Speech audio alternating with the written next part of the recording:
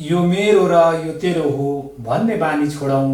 यो मेरो र यो तेरो हो भन्ने बानी छोडौं। हिमाल पहाड तराईलाई एक सूत्रमा जोडौं। हिमाल पहाड तराईलाई एक सूत्रमा जोडौं भन्ने अभियानका साथ मिथिला नेपाल टेलिभिजनले यो मिथिला बहस सञ्चालन गरेको कुरा यहाँहरूलाई विदितै छ। आदरणीय दर्शक महानुभावहरू, यो प्रस्तुता हिराबहादुर थापा र यो मिथिला बहस सञ्चालन गर्ने सिङ्गो टिमको तर्फबाट यहाँलाई हार्दिक नमस्कार टक्राउन चाहन्छु। र यो मिथिला बहस मार्फत यहाँहरूसँग हामीले विविध व्यक्तित्वहरूका साथ भेट गर्ने कुरा यहाँलाई जानकारी भएकै कुरा हो।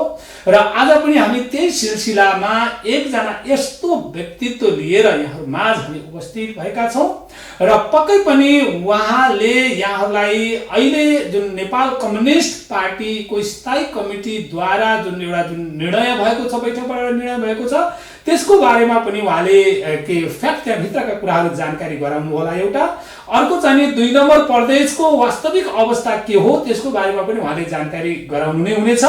र उहाँ हुनुहुन्छ नेपाल कम्युनिस्ट पार्टी नेकपाको स्थायी कमिटीको सदस्य मात्रै होइन, 2 नम्बर प्रदेशको इन्चार्ज पनि हुनुहुन्छ उहाँ। र उहाँ हुनुहुन्छ सत्यनारायण मण्डल। र सत्यनारायण मण्डलको बारेमा मैले योभन्दा बढी धेरै व्याख्या गर्न आवश्यक छैन, किनकि यहाँ सबैजनाले चिन्नु नै भएको छ। मैले अब सत्यनारायण मण्डल नेताज्यूलाई यस कार्यक्रम मार्फत हार्दिक स्वागत गर्न चाहन्छु। स्वागत छ नेताज्यू यहाँलाई। धन्यवाद छ धेरै धेरै।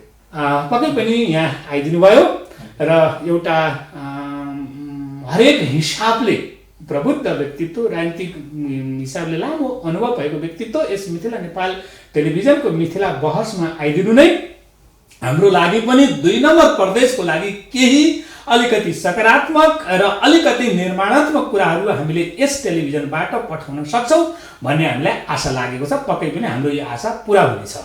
अब मैले यहाँसँग पहिलो जिज्ञासा राखेको छु, जस्तै जुन अहिले नेपालमा जुन कोभिड-19 को जुन प्रभाव हो, यो प्रभावलाई कसरी यहाँले चाहिँ हेरिराख्नु भएको छ एउटा कुरो। अनि यो कोभिड प्रभाव नियन्त्रणको लागि सरकारले खेलेको भूमिकालाई पनि यहाँले कसरी चाहिँ हेरिराख्नु भएको छ, कसरी मूल्याङ्कन गरिराख्नु भएको छ। अलिकति जनतामा एक खालको चाहिँ पुनः सन्तुष्टि प्राप्त भएको छैन। एउटा राजनीतिक रूपले साह्रै अनुभव प्राप्त गरेको व्यक्तित्वले हाम्रो यस मिथिला बहस मार्फत आफ्नो भनाइ प्रष्ट रूपमा राखिदिनुहोस् नेताजी। धन्यवाद छ यहाँलाई। सर्वप्रथम म यस मिथिला टेलिभिजन परिवारलाई जुन यहाँले आफ्नो भूमिकामा राख्नुभयो, तराई पहाड हिमाल को जुन एउटा पवित्र उद्देश्य बोकेर यो मिथिला टेलिभिजनको जुन चाहिँ स्थापना गर्नु भएको छ, त्यसकारण म चाहिँ यहाँहरूप्रति, मिथिला टेलिभिजन परिवारप्रति हार्दिक आभार प्रकट गर्न चाहन्छु। धन्यवाद यहाँलाई हाम्रो तर्फबाट। र यही सन्देश अहिले हाम्रो नेपाली समाजमा जानु अति जरुरी पनि छ। किनभनेदेखि विगत वर्षहरूमा विभिन्न खालको आन्दोलनहरू यो मुलुकमा भयो परिवर्तनको लागि। हजुर। र त्यसमध्ये एउटा चाहिँ मधेस आन्दोलन पनि हो। हजुर। मधेस आन्दोलन को निर्णय गर्ने, मधेस आन्दोलन उठाउनु पर्छ भनेर कुनै राजनीतिक दलको योजना थिएन, कुनै निर्णय होइन। हजुर। केही तत्कालीन राजनीतिक दलहरूको हिंसात्मक कारबाहीको कारणले गर्दाखेरि स्वतः स्फूर्त रूपमा मधेस आन्दोलन उठ्यो र धेरै तराईका मधेसका धेरै चाहिँ युवाहरू र चाहिँ सामान्य नागरिकहरूले आफ्नो ज्यान गुमाउनु पर्यो। हजुर हजुर। उहाँहरू सबैप्रति म चाहिँ हार्दिक श्रद्धाञ्जली प्रकट गर्न चाहन्छु र यो जुन अहिले कोभिडको अब म विषयमा आउँदैछु कोभिड-19 को जुन जहाँसम्म सवाल छ यो हाम्रो मुलुक मात्रै होइन सिङ्गो संसार नै अहिले यसको चपेटामा परेको छ र संसारका धेरै विकसित राष्ट्रहरू त यसको सामनेमा मजबुर भयो। हामी त स्वाभाविक छ नेपाल एउटा गरिब र चाहिने विज्ञान र प्रविधिको हिसाबले पनि यसो पाइला टेक्दै अगाडि बढ्ने क्रममै छौँ। त्यस कारणले हामीसँग धेरै साधन स्रोत र यो यस्तो महामारी आउँछन् भनेर कुनै पूर्व सूचना पनि नभएको हुनाले स्वाभाविक रूपमा जनतालाई जुन अहिले पीडा छ त्यो पीडाको कारणले जनतामा असन्तुष्टि हुनुलाई चाहिँ म स्वाभाविक मान्दछु। किनभनेदेखि सरकारको पनि आफ्नो लिमिटेसन छ। जो सुकै सरकारमा भए पनि चाहिँ तपाईँको कसैले पनि जादु चलाएर चाहिँ तपाईँको यो समस्या हल गर्न सक्दैन थियो भन्ने एउटा कुरा हो। त्यसकारण चाहिँ तथापि पनि अब कतिपय कमी कमजोरीहरू जुन चाहिँ नेपालको राष्ट्रिय मिडियामा काम गर्ने दरमियान कयौं कमी कमजोरीहरू नभएको होइन। अब अहिले हाम्रो नेपालको जुन चाहिँ राजनीतिक प्रणाली छ त्यसमा 3 तहको सरकारहरू छन्। संघीय सरकारले पनि चाहिँ आफ्नो क्षमताले भ्याएसम्म गरेको छ, तर सरकार भनेको चाहिँ ती 5-10 जना 20 जना मन्त्री मात्रै होइनन्, हाम्रा राष्ट्रिय सेवक कर्मचारीहरू हुन्।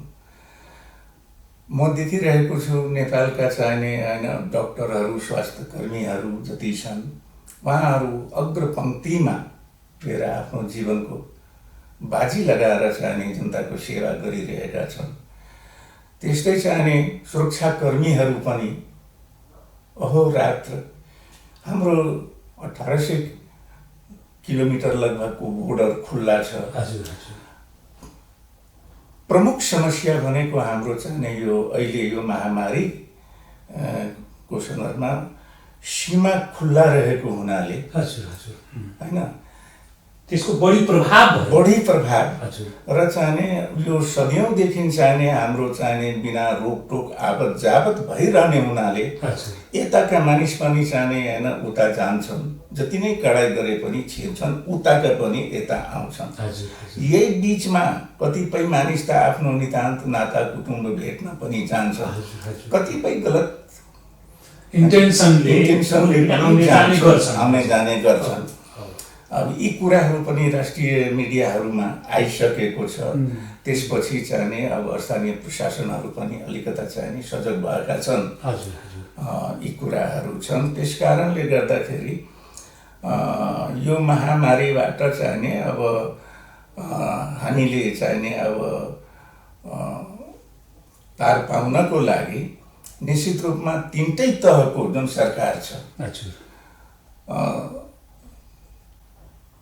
3टै तहको सरकारले खास गरी चाहिने जुन हामीले संविधान निर्माण गर्दाखेरि सिंहदरबारको अधिकार जनताको घर दैलोमा जुन भनेका थियौँ स्थानीय सरकारहरू छन् र उहाँहरूलाई चाहिने दिउँसो वा राति जति बेला चाहिने समस्या पर्दाखेरि चाहिने पहिलो चाहिने सेवा दिने भनेको ती स्थानीय सरकार नै हो। धेरै ठाउँमा स्थानीय सरकारका प्रतिनिधिहरूले राम्रो पनि गरेको छ, कतिपय ठाउँमा चाहिने अलिकता चाहिने बढी निजी स्वार्थ पूरा गर्नेतिर पनि लागेका छन् हैन, यो छ। तर यो विपत्तिको बेलामा जुन स्थानीय सरकारमा संलग्न भएका नेतृत्वहरू हुनुहुन्छ उहाँहरूले निजी स्वार्थको लागि आफूले चाहिने उपयोग गर्नु भनेको यो चाहिने कुनै एउटा मानवीय धर्म चाहिने भएन, होइन त नेताजी? बिल्कुलै होइन नि। यो त एकदमै मानवता विरोधी कुरा हो।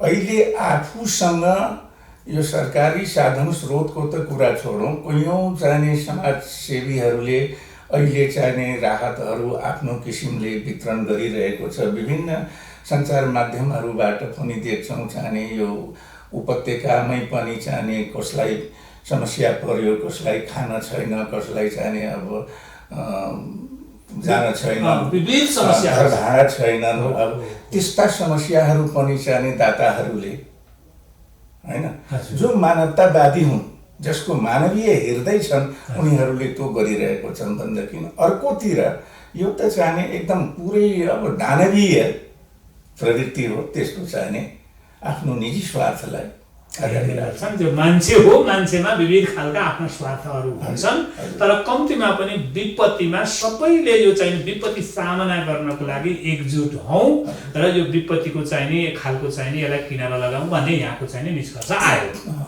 त्यो अर्को चाहिने के छ भनेदेखि अलिकता सचेतनताको हिसाबले हाम्रो समाजमा धेरै चाहिने अन्धविश्वास छ, रूढिवादिताहरू छन्। जनतामा चाहिने हामीले ती कुराप्रति चाहिने अहिले त्यति राज्यले पनि चाहिने गर्न सकेको छैन। यो राज्यको कमजोरी हो अथवा चाहिने हाम्रो यो सामाजिक बनावटको कारणले राज्यले त्यो गर्न नसकेको के ठान्नुहुन्छ यहाँ? एउटा चाहिने होइन, हाम्रो सामाजिक बनावट पनि छ र अर्को राज्यले पनि बल्ल त चाहिने तपाईँको अहिले एक किसिमको चाहिने एउटा स्थिर सरकार नेपाली जनताले पाएको छ। अब त्यसमा पनि अलिकता कता कता चाहिने तपाईँको हाम्रो पार्टीको आन्तरिकै ग्रहण लाग्ला जस्तो भइसकेको थियो हैन। त्यस कारणले गर्दाखेरि राज्यले पनि समय पाउनुपर्छ जनतालाई सचेत गराउनको लागि, उनीहरूलाई प्रशिक्षित गर्नको लागि समय आवश्यक हुन्छ। समय बेगर केही हुँदैन। अब मैले यहाँले ट्याक्कै कोट पनि गर्नुभयो, म त्यही विषयमा प्रवेश गर्दै थिएँ। लामो समयसम्म नेपाल कम्युनिस्ट पार्टी नेकपामा अन्तर पार्टी सङ्घर्ष चरम रूपमा गयो। लगभग धन्दै पार्टी नै दुई टुक्रा हुने हो कि अथवा विविध टुक्रा हुने हो कि भन्ने खालका सिनारीहरू पनि देखिएका थिए र हामीले पनि त्यो अनुमान गरेका थियौँ। अब मैले त्यही विषयमा अहिले आएर जुन अस्तिको चाहिने शुक्रबारको जुन बैठकबाट लगभग त्यो किनारा लागेको भन्ने कुरा चाहिँ नि आएको छ। विशेष गरेर मैले यहाँलाई हाम्रो यो स्टुडियोमा निमन्त्रणा गर्नुको कारण पनि त्यही नै हो कि वास्तवमा यहाँ एउटा त्यसमा सहभागी जिम्मेवार व्यक्तित्व पनि यहाँ हुनुहुन्छ भनेपछि त्यस्तो अवस्थामा पुगेको पार्टी यो जादुको छडी झै रिगेर कसरी यो मिल्न आयो? यो के बनावटी त होइन नि दाजु? यो यहाँ के ठान्नुहुन्छ यसमा? बनावटी चाहिने पक्कै होइनन्। हजुर, हाम्रो पार्टीको करिब 72 वर्षको चाहिने इतिहास छ। 73 वर्षको नेपाल कम्युनिस्ट पार्टीको र नेपाल कम्युनिस्ट आन्दोलनको इतिहासमा नेपाल कम्युनिस्ट आन्दोलन चिरामा पनि चिरामा पनि चाहिने थियो। अहिले पनि छन् कतिपय चिराहरू, तर अहिलेको जुन चाहिने मूलधारको जुन कम्युनिस्ट पार्टी हो, यस पार्टीका नेताहरूले नेपालको कम्युनिस्ट आन्दोलनमा धेरै आरोप अवरोहहरू पार गर्नुभएको छ हाम्रा अग्रजहरूले। तर यो कसरी चाहिने हाम्रो पार्टीको आन्तरिक अन्तर्विरोधले जुन चाहिने एउटा उचाइ प्राप्त गर्यो, निश्चित रूपमा हामीलाई म जतिको चाहिने कार्यकर्तालाई पनि चाहिने त्यसले धेरै चिन्तित तुल्याएर राति निद्रा लाग्दैन थियो। त्यस्तै चाहिने आम कार्यकर्ताहरू र नेपाली जनतामा पनि चाहिने तपाईँको स्वतन्त्र बुद्धिजीवीहरू, विद्वानहरू, नागरिकहरू, समाजसेवीहरू जो एउटा एकदम निष्पक्ष र देशभक्तहरू छन्, उनीहरूलाई पनि यो कुराले धेरै पीडा दियो हैन। तर हाम्रा अनुभवी नेताहरूले अहिले आएर त्यसलाई चाहिने समाधान गर्नुभयो आफ्नो जुन चाहिँ नि अडानहरू हटहरू थियो हजुर हजुर त्यसबाट पछि हटेपछि त अलिअलि समस्याको समाधान भयो र सिङ्गो राष्ट्र अहिले र हाम्रो पार्टी पङ्क्तिको अनुहारै उज्यालो भयो। अब मैले यहाँसँग हाम्रो सत्यनारायण मण्डलज्यूसँग मैले के राखेँ भने जस्तै यहाँले पनि भन्नुभयो नेताहरूले जुन खालको चाहिँ हट पहिला हट नै थियो त्यहाँनिर र विविध हिसाबले टसको मस नभएको अवस्था चाहिँ नि थियो, सबैले बुझेकै कुरा हो। जब नेपाली जनता आफ्ना कार्यकर्ता र देशको लागि उनीहरूले आफ्नो हट त्यागेका हुन् भन्ने यहाँको आशय हो देश र जनताकै लागि चाहिने उहाँहरूले, किन राष्ट्रभन्दा माथि जनताभन्दा माथि त चाहिने कोही हुँदैन। हजुर हजुर म आफै जब चाहिने कम्युनिस्ट पार्टीमा लागेँ त्यति बेला मेरो चाहिने कुनै परिपक्वता पनि थिएन। 7-8 क्लासमा पढ्थेँ, त्यही बेलादेखि चाहिने कुदेँ विद्यार्थी आन्दोलनमा। तर पछि हाम्रा अग्रजहरूले सिकाउँदै जाँदाखेरि के सिकाउनुहुन्थ्यो भनेदेखि हेर जनता भनेको सप्तकोशीको पानी हो, अर्थात् समुद्रको पानी हो भनेदेखि हामी राजनीतिक कार्यकर्ता वा नेता भनेको त्यो भित्रको चाहिँ जन्तु हौँ, जलचर। हजुर हजुर पानी बिना माछाको अस्तित्व कति बेरसम्म रहन्छ। त्यस कारणले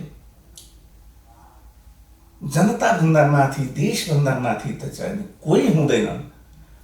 अहिले आएर यो चाहिने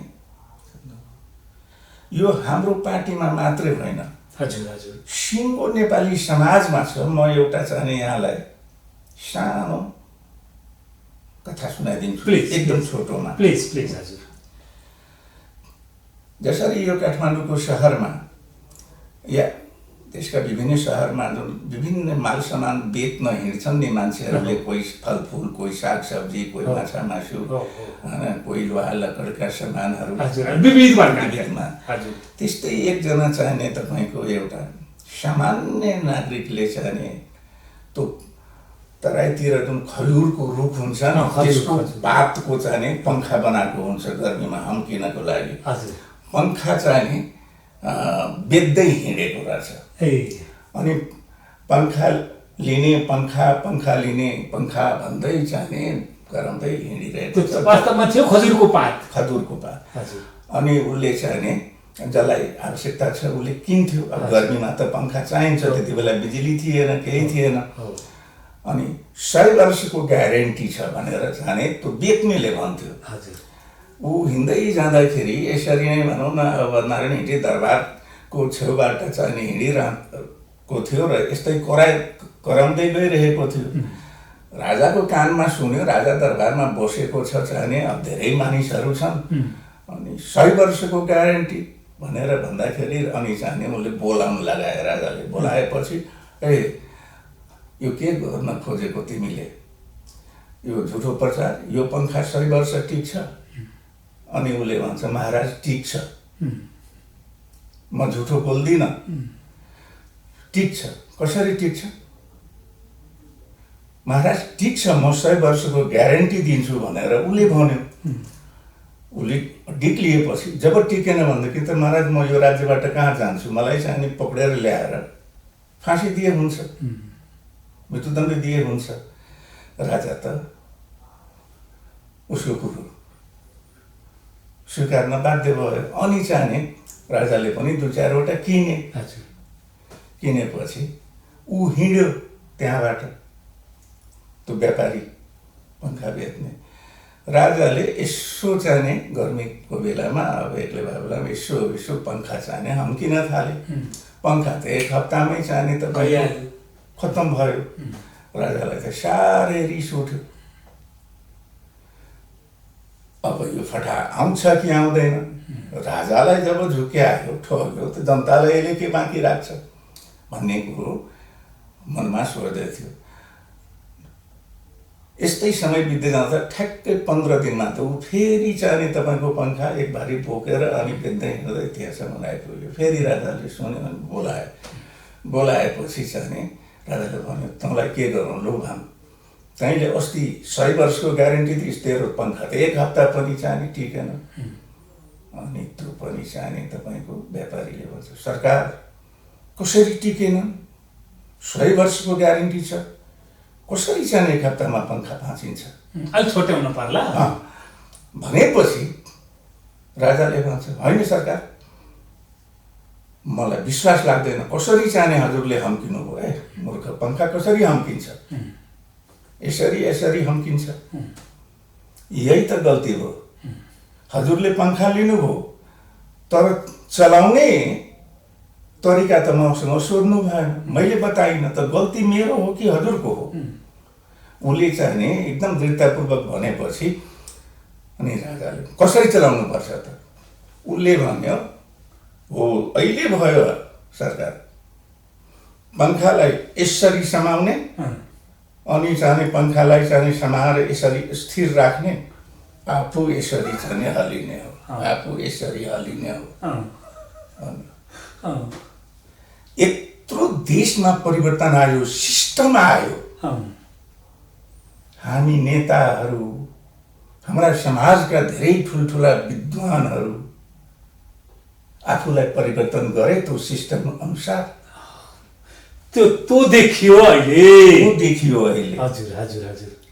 भनेपछि अब अहिलेको विवादले के सिर्जना गर्यो भन्दा हामीले छोटोमा एउटा निष्कर्ष निकाल्न पर्यो भने नेताहरू तपाईहरू पनि आफूलाई परिवर्तन गर्न पर्यो। निश्चित, किनभनेदेखि जुन यत्रो सिस्टम ल्याइयो नि, एउटा चाहिँ 250 वर्षको चाहिँ तपाईँको राजतन्त्रलाई फालेर गणतन्त्र लोकतन्त्रमा हामी पुगिसक्यौँ। जनताले अहिले कम्युनिस्ट पार्टीलाई पनि यत्रो चाहिँ तपाईँको जनमतले समर्थन गरेको छ भनेपछि त अहिलेका नेताहरू त्यसमा हिजोका राजा जस्तै भए। अनि राजा जस्तो भयो भनेर मैले भन्न खोजेको होइन, समय अनुसार परिवर्तन अनुसार चाहिँ सिस्टममा त परिवर्तन भयो तर व्यक्तिमा चाहिँ परिवर्तन हुन सकेन। व्यक्ति बदलिनु पर्छ, सिस्टम मुताबिक हिँड्नु पर्छ। त्यो चाहिँ पंखा बेच्ने व्यापारीले त्यो भन्न खोजेको हो। त्यसको साथ त्यो भन्नाले सोच बदल्नु पर्यो, भन्नाले व्यक्ति त भन्नाले चाहिँ पहिला सिस्टम चाहिँ नि बदलियो तर सोच बदलिएन, सोच पनि बदल्नु पर्यो भन्ने यहाँको चाहिँ आशय आयो। अब मैले यसैसँग जोडेर अर्को चाहिँ नि जिज्ञासा राखेँ मैले यहाँसँग, जस्तै अब एउटा पक्ष त्यहाँ पनि पक्ष पार्टीमा पक्ष नहुने कुरा पनि भएन। अब एउटा पक्षले हामीले 17वटा चाहिने लिखित रूपमा चाहिने हामीले बुदा चाहिने दर्ता गरेका छौँ भने अनि त्यो बुदाहरूलाई चाहिँ वास्ता गरिएन भने मिलेको कसरी भन्ने खालका कुराहरू पनि बाहिर विभिन्न मिडियामा आएका छन्। अब यहाँ त त्यही भित्रको भुक्तभोगी त्यो वास्तविकता के हो, ती 17 बुदाहरू त्यहाँ चाहिँ दर्ज गरेको हो होइन, के छ हेर्नुपर्छ पर्दैन, यसलाई पनि अलिक छोटोमा जाउँ। अनि एकदम चाहिँ यहाँले ठिक कुरो उठाउनु हो। बाहिर मिडियाहरू, म नेपालको मिडियामा पनि केही चाहिने मिडियाहरू अब त्यो सञ्चालित छन्, नियोजित छन् यो वर्तमान सरकार या नेकपा पार्टीको विरुद्धमा, त्यतापट्टि नजाउँ। तर चाहिँ कसैले 5 बुन्दा, कसैले 10 बुन्दा, कसैले 17 बुन्दा। पार्टीको बैठक अस्ति 26 गते जति बेरसम्म बस्यो, नेताहरूले आफ्ना विचार राख्नुभयो, भावना राख्नुभयो, कतिले मौखिक पनि चाहिँ तपाईँको सुझाव दिनुभएको थियो दुईटै अध्यक्षज्यूबाट आएको प्रतिवेदन माथि, र कतिले रिटेन दिनुभयो। त्यसमा धेरै कुराहरू होइन 100% त होइन तर चाहिँ मोर देन 50% चाहिँ मलाई लाग्छ चाहिँ त्यहाँ बैठक कन्क्लुड गर्ने बेलामा अध्यक्षज्यूबाट जुन चाहिँ तपाईँको उठेका सवालहरूको जवाब दिने क्रममा प्रत्येक बुन्दाको त जवाब दिनु भएन तर चाहिँ जे दिनुभयो त्यसमा जुन रचनात्मक सुझावहरू आएको छ त्यसलाई चाहिँ पार्टीको सम्पत्ति बनाउने, त्यसलाई इन्कर्पोरेट गरेर जाने पार्टी। अर्को जुन चाहिँ तपाईँको 17 बुन्दाहरू जुन आएको छ या अरू कतिपय बुन्दाहरूको अहिले जुन मिडियामा आएको छ, अब यो कार्तिक 17 गते जुन चाहिने तपाईँको केन्द्रीय कमिटी बोलाएको छ, यो स्थायी कमिटी भन्दा पनि त चाहिने माथि त हाम्रो केन्द्रीय कमिटी हो नि। त केन्द्रीय कमिटीको हामी महाधिवेशनमा जाने घोषणा गरिसकेका छौँ।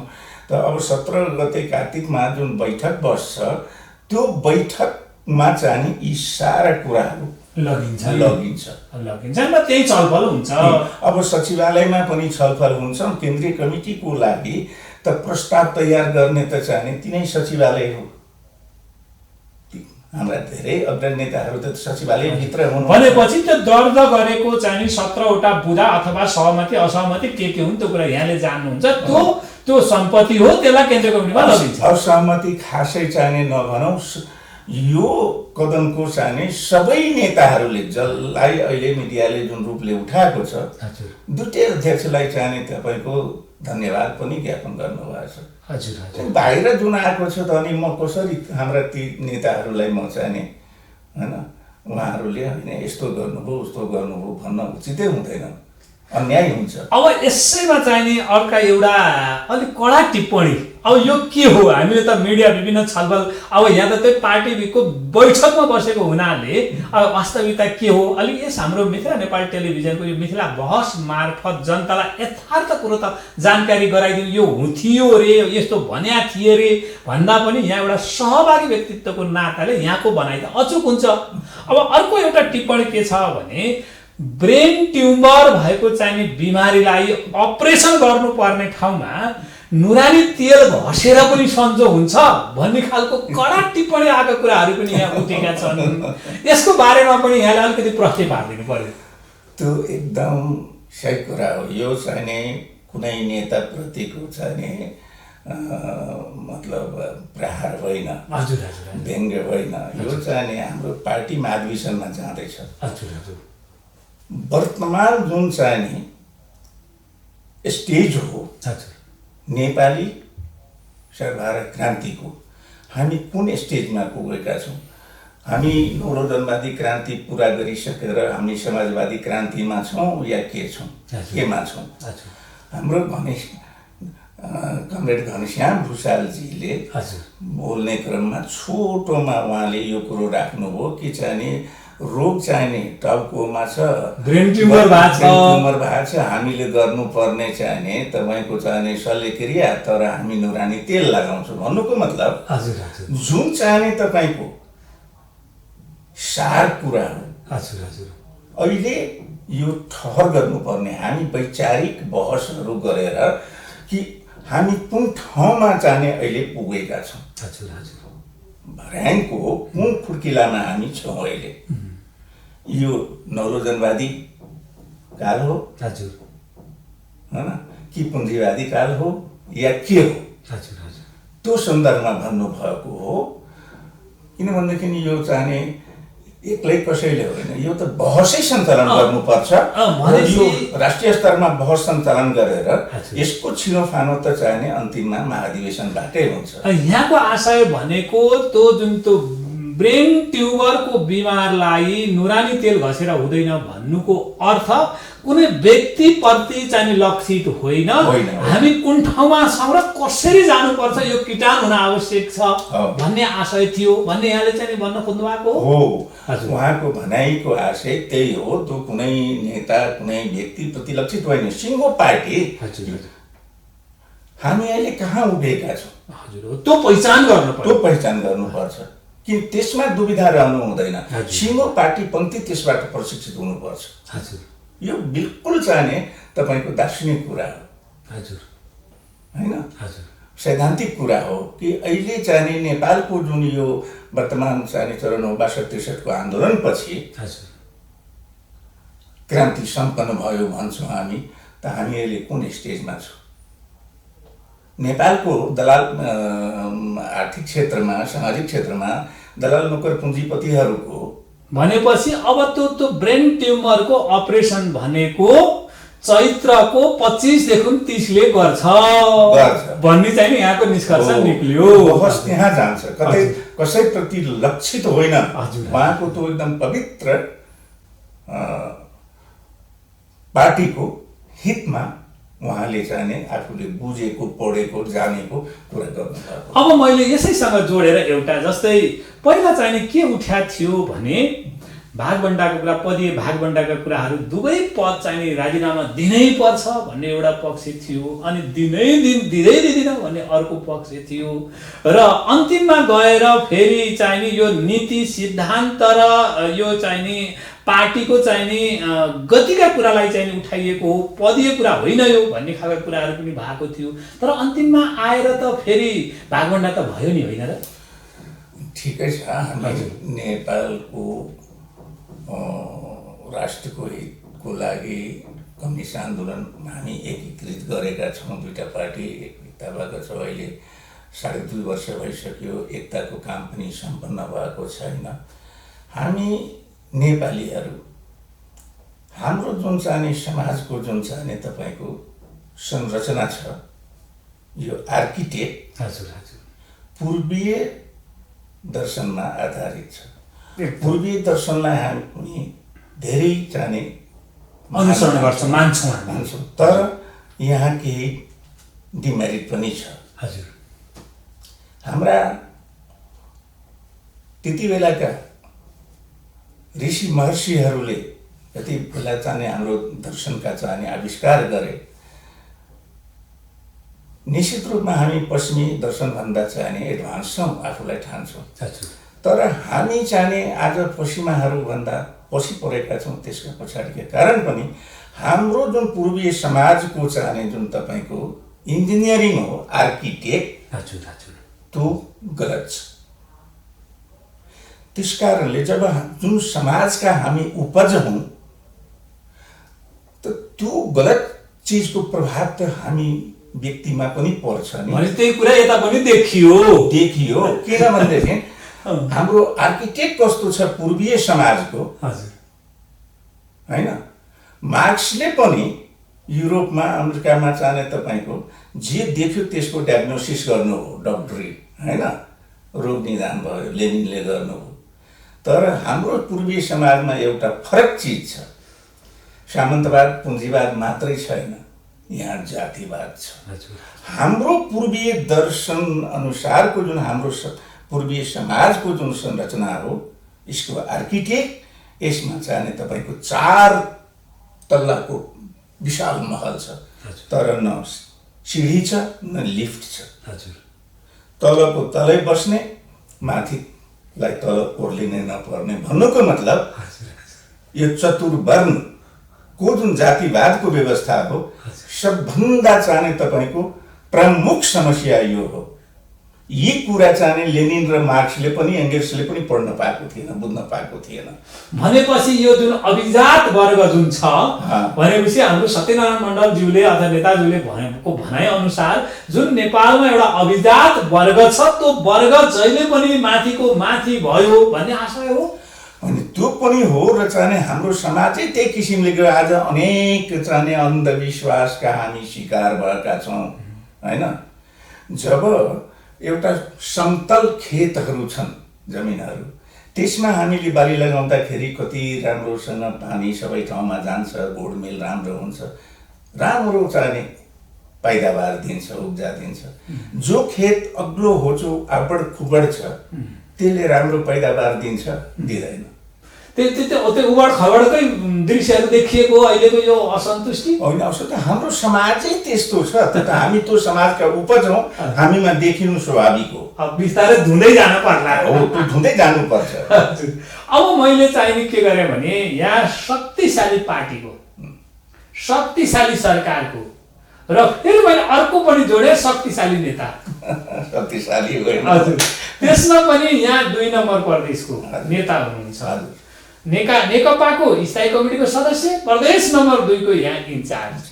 म यो हजुरको चाहिँ यो होलीको बेलामा म 2 नम्बर प्रदेशको लगभग धेरै ठाउँ घुमेको थिएँ, र त्यहाँको चाहिँ धेरै जनता, त्यहाँको नेताहरूले यो सङ्घीय सरकारले 2 नम्बर प्रदेशलाई सौताको जस्तो व्यवहार गर्छ, र यो हेर्दैन भनेपछि हामीलाई चाहिँ बजेटै दिँदैन, अब यो चाहिँ यस्तो खालको व्यवहार गर्न पाइन्छ? हामी पनि त यही देशका चाहिँ नि भूमिपुत्र हौँ नि त। अनि सबै भूमिपुत्र चाहिँ नि समान गर्नु पर्दैन, किन हामीलाई चाहिँ नि यो व्यवहार गर्ने सरकारले, सङ्घीय सरकारले भन्ने खालका धेरै गुनासाहरू मैले सुनेको थिएँ। अब यहाँ पनि 2 नम्बर प्रदेशको नेपाल कम्युनिस्ट पार्टीको इन्चार्जको नाताले र यो पार्टीको एउटा शक्तिशाली हस्ती नेताको रूपले अनि तपाईँ जस्तो व्यक्तित्व 2 नम्बर प्रदेशमा हुँदै 2 नम्बरलाई त्यस्तो निरीह बनाउनु हुन्छ त दाजु? ल तपाईँले भनिदिनु पर्यो क्या यो कुरो। बिल्कुलै निरीह बनाउनु हुँदैन र यहाँले भन्नुभएको र जुन कुरो हाम्रा प्रदेश 2 का चाहिने जुन सरकार छ, म प्रदेश नम्बर 2 को प्रदेश सभाको सदस्य र चाहिने प्रदेश सभाभित्र म प्रमुख प्रतिपक्षको चाहिने दलको नेता पनि हो। हजुर हजुर हजुर, मलाई थाहा छ। मिडियामा आउनु त म चाहिँ त्यसलाई कुनै ठुलो कुरो ठान्दिनँ। म त त्यही गाली सुन्दा यो संहिता नै चाहिने यो चोर कम्युनिस्टहरूले लान समाप्त गर्न खोज्दैछन्। आजसम्म जहिलेदेखि संहिता लागू भयो, चुनाव भयो, प्रदेश सरकार गठन भयो, स्थानीय सरकारहरू गठन भयो, नेपाल सरकारको जुन चाहिने बजेटहरू बन्छन् त्यो प्रत्येक वर्ष चाहिने बजेटहरू छुट्याएर दिएको छ कि छैन? 753 वटा चाहिने तपाईँको स्थानीय तहलाई र 7 वटै प्रदेशलाई। कुनै प्रदेशमा 5-10 करोड बढी होला, कुनैमा कमी होला, त्यो बेग्लै कुरा हो। तर मेरो चाहिने उहाँहरूलाई सुझाव के छ त भन्दाखेरि जति दिएको छ त्यो पनि सदुपयोग भएको छैन भन्नाले त्यो प्रयोग गरिँदैन। नेपालको चाहिने अख्तियारको तपाईँ लेखा, केन्द्रीय लेखा जुन चाहिने छ नि हाम्रो महालेखा, त्यसको पनि प्रतिवेदन हेर्नुहोस्। प्रदेश नम्बर 2 अव्वल दर्जाको चाहिने करप्सनमा डुबेको, भ्रष्टाचारमा डुबेको चाहिने प्रदेश हो। त्यहाँको मानिसहरूलाई पनि सम्बन्धित जुन त्यहाँको सरकार छ त्यही दलका चाहिने मानिसहरूको पनि, समर्थक जनताहरूको पनि अहिले पीडा छ र चाहिने हामीलाई त पीडा लाग्नु स्वाभाविक हो। अब मैले यसैमा अलिकति ट्याक्क याकेर उठाएँ भनेदेखि प्रदेश नम्बर 2 मा करप्सन ज्यादा छ भन्ने कुरो चाहिँ नि हाम्रो अख्तियार अनुसन्धान दुर्व्यय आयोगले पनि भन्यो भन्ने खालका त्यहाँ पनि उल्लेख भएको छ भन्ने कुरा यहाँले ल्याउनु भयो।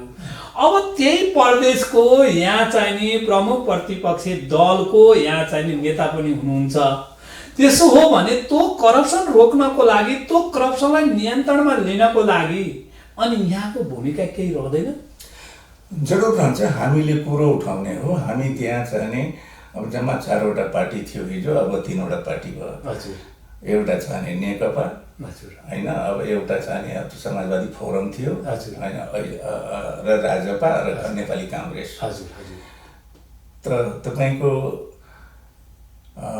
अहिले 2टा पार्टी एक भए होइन, 2टा मिलेर सरकार बनाएको थियो। हामी प्रतिपक्षीहरूले पटक आन्दोलनहरू गरेका छौँ होइन। हामी आन्दोलनको मतलब त्यहाँ जनताको बिचमा संसदीय सङ्घर्षहरू गरेका छौँ, उहाँहरूलाई ध्यान आकर्षण गरेका छौँ, अनेक प्रतिबद्धता गर्छौँ। तर त्यो फेरि समय लड्किन्छ अनि चाहिँ तपाईँको गर्दैनन्। यो भयो त्यो भयो भनेर सबै दोष चाहिँ फेरि माथि केन्द्रलाई देखाउने, कहिले कर्मचारीलाई देखाउने, केन्द्रीय सरकारलाई देखाउने। सचिवै टाइममा पठाइदिएन, यो भएन त्यो भएन, कर्मचारी बेगर यस्तो भयो भन्ने खालका कुराहरू भनेपछि यसको निष्कर्ष 2 नम्बर अहिले आएर 2 नम्बर प्रदेशमा जुन खालका असन्तुष्टि व्यक्त गरेका छन् भएको छ त्यो चाहिँ एउटा लक्षित असन्तुष्टि एउटा हो भन्ने एउटा चाहिँ नि यहाँको भनाइबाट निकाल्न सकिन्छ एउटा कुरो।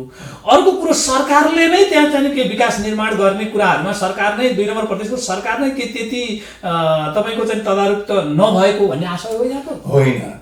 अब तपाईँको अहिले हुलाकी सडक होइन को काम चाहनेले अब गतिका साथ अहिले त यो कोभिड-19 को कारणले सबै काम ठप्प छ।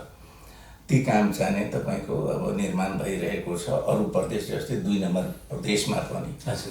त्यसपछि तपाईँको मैले चाहिँ थाहा पाएअनुसार अब यसपालिको जुन सङ्घीय सरकारको नीति कार्यक्रमहरू त्यसमा पनि चाहिँ तपाईँको छ नेताहरूले तपाईँको त्यहाँ अब व्यक्त गरेको पनि कुराहरू हो कि यो सुनकोशी मरिन कमला डाइभर्सनको पनि डिपिआर कम्प्लिट भइसकेको छ।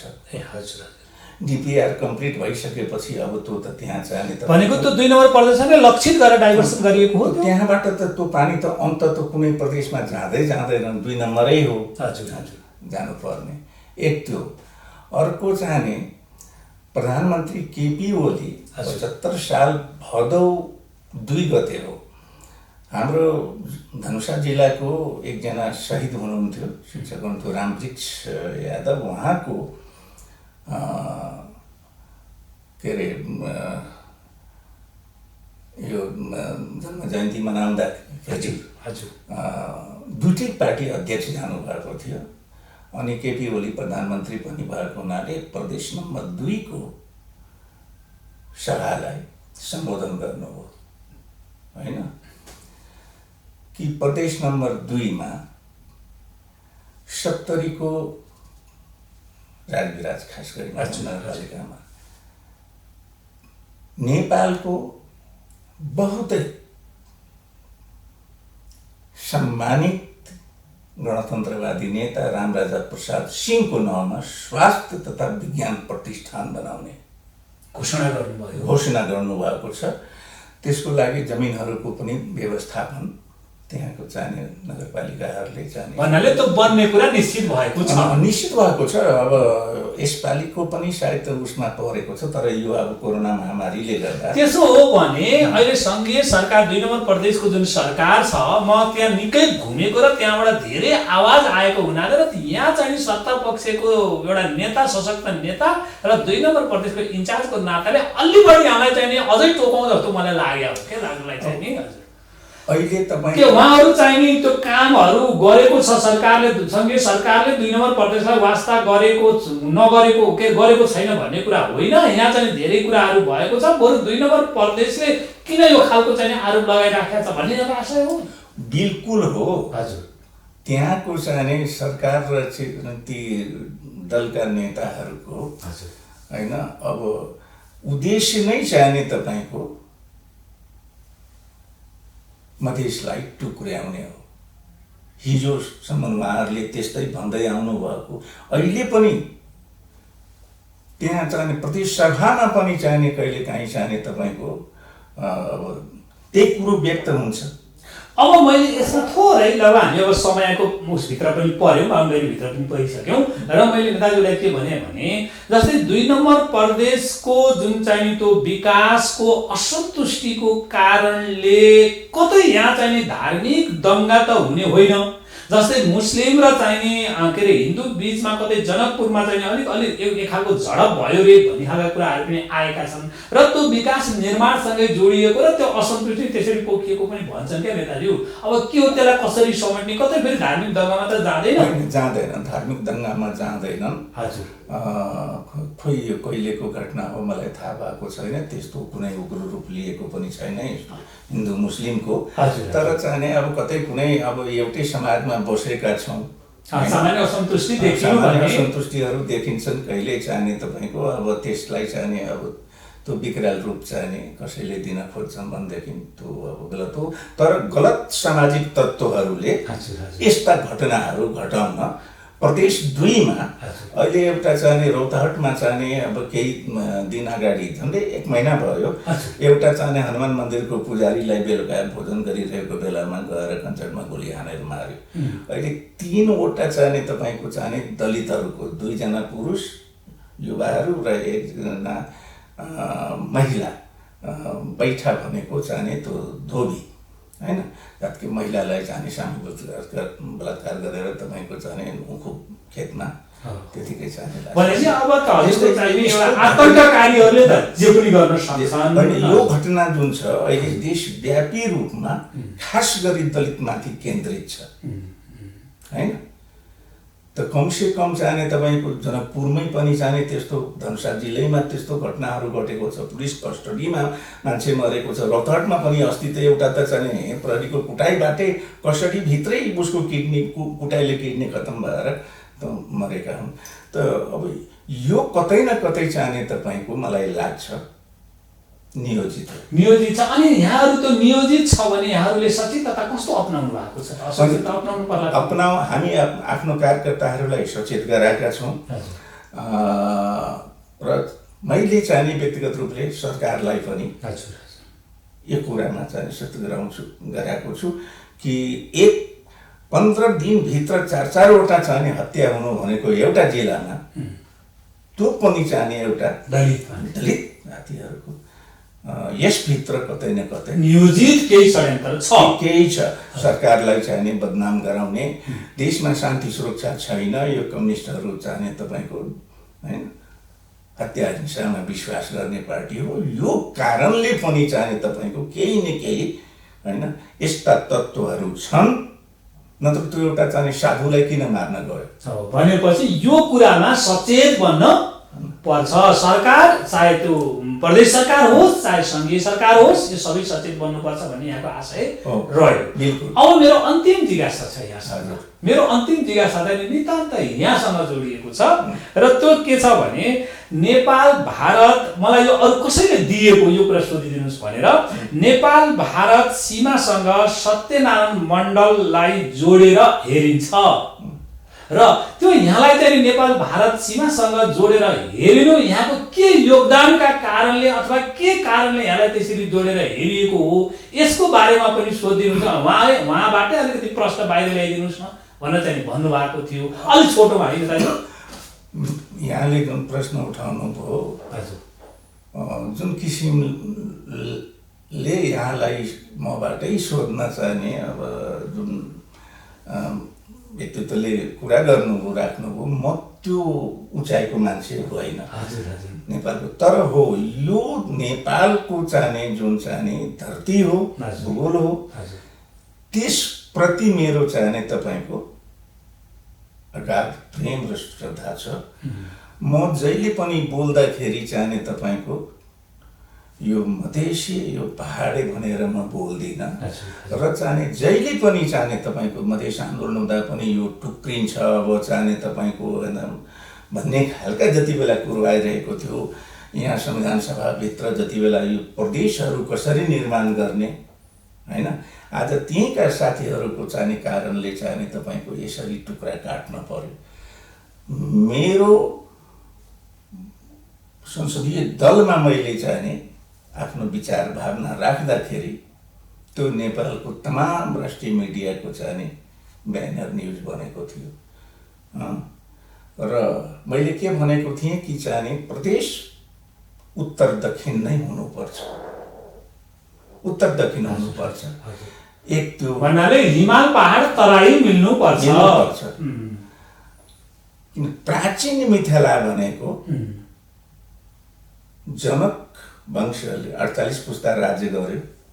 दक्षिण गङ्गा र उत्तर मानसरोवर हिमाल, कैलाश पनि चाहिँ प्राचीन मिथिलैमा हो। हाम्रो पूर्वीय दर्शन अनुसार त भनेपछि चाहिँ तपाईँको आज विभिन्न कालखण्डमा हामीले चाहिने अङ्ग्रेजसँग सुगोली सन्धिमा चाहिने गङ्गासम्मको भूभाग छोड्न पर्यो। यताको पनि चाहिने होइन, अब तिब्बतियनहरूले चाइनिजहरूलाई छोड्न पर्यो त्यस कारणले। तर मलाई चाहिने हाम्रा पुर्खाहरूले जसरी तपाईँको आर्जन गर्यो, फेरि कुन विशेष अवस्थामा आएर चाहिने त्यो हाम्रा पुर्खाहरूबाट गुम्न गयो, त्यो कुरालाई चाहिने म नेपालको चाहिने हितसँग आत्मासँग जोडेर बुझ्छु र त्यो कुरो व्यक्त गर्छु। एक त्यो अर्को चाहिने त्यही कुरो मैले बोल्दाखेरि उत्तर दक्षिण बन्नुपर्छ।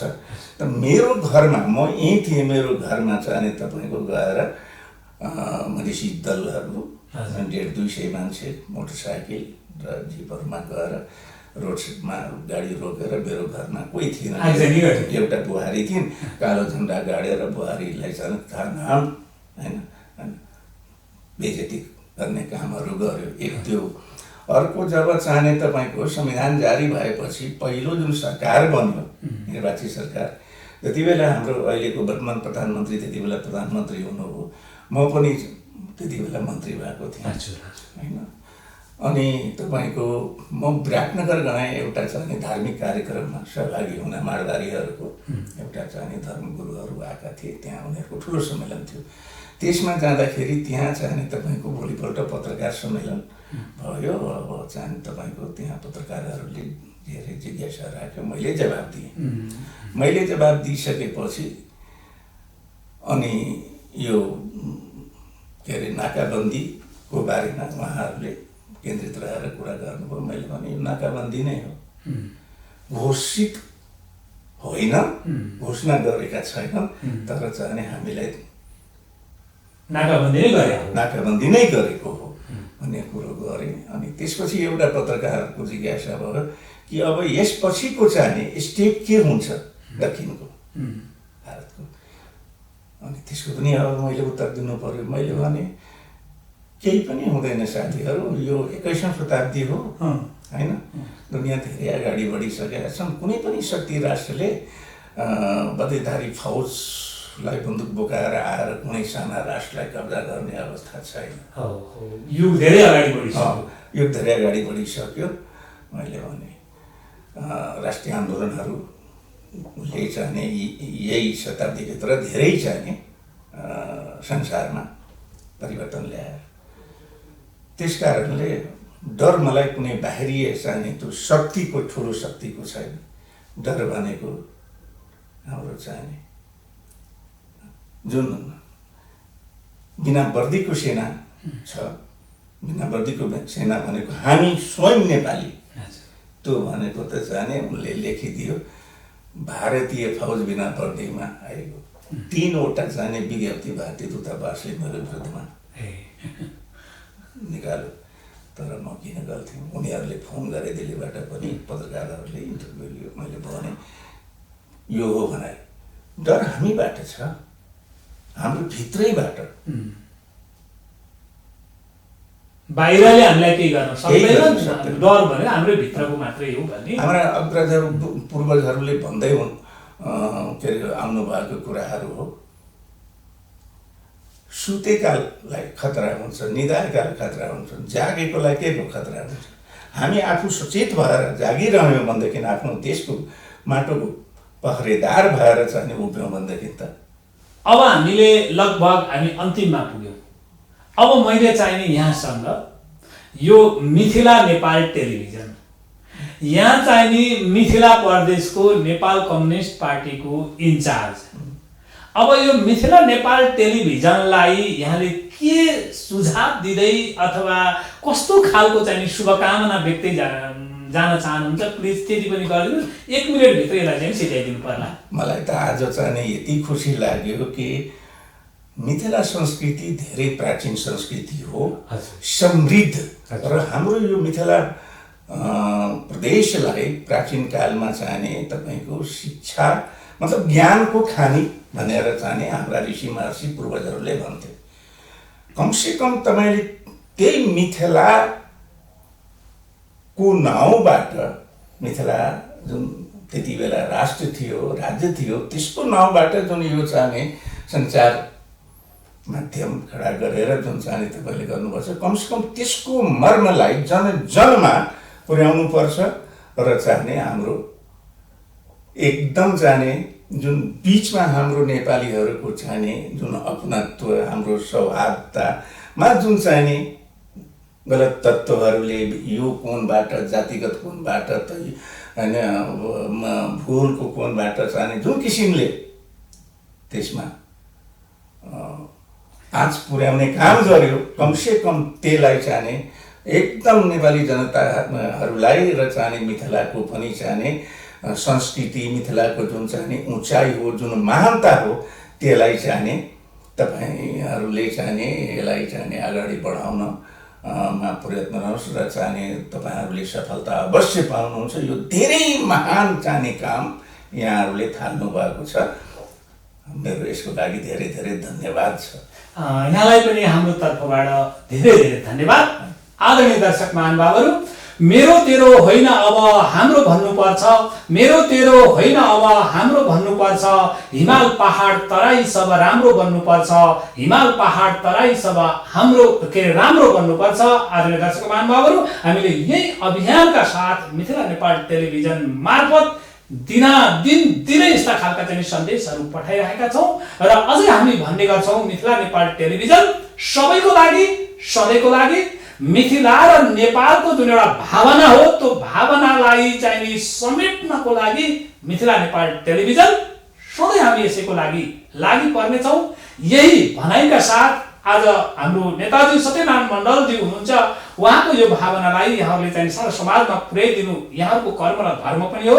त्यसको लागि हाम्रो युट्युबलाई सब्स्क्राइब गरिदिनुपर्छ र त्यसको लागि म भन्ने गर्छु यहाँहरू युट्युबमा गएर एमटिभी नेपाल 4K सर्च गर्नुभयो भनेदेखि यो मिथिला नेपाल टेलिभिजनको युट्युब आउँछ, त्यसलाई चाहिँ नि सब्स्क्राइब गर्दै कमेन्ट लेखिदिनु होला। सत्यनारायण मण्डलज्यूले भनेको भनाइ कति ठिक कति बेठिक, मान्छेले सबै कुराहरू व्यक्त गर्ने मान्छेले व्यक्त गरेका कुराहरू सबै ठिक हुन्छन् भन्ने पनि छैन। यहाँहरूको सुझाव, एउटा सुझावले मुलुकलाई निकास दिने एउटा चाहिँ नि अचुक बाण बन्न सक्छ, हामीले यो अपेक्षा गरेका छौँ। यति भन्दै यहाँहरू सबैजना सुखी, शान्त, स्वस्थ र खुसी रहनुहोस्, हाम्रो यो आग्रह रह्यो। र कोरोना भाइरसलाई याद गर्नुहोस् र डिस्टेन्सलाई मेन्टेन गरिदिनको लागि अनुरोध गर्दै म अहिले पुनः भेट हुने बाचाका साथ बिदा हुन्छु। हस्त, नमस्ते।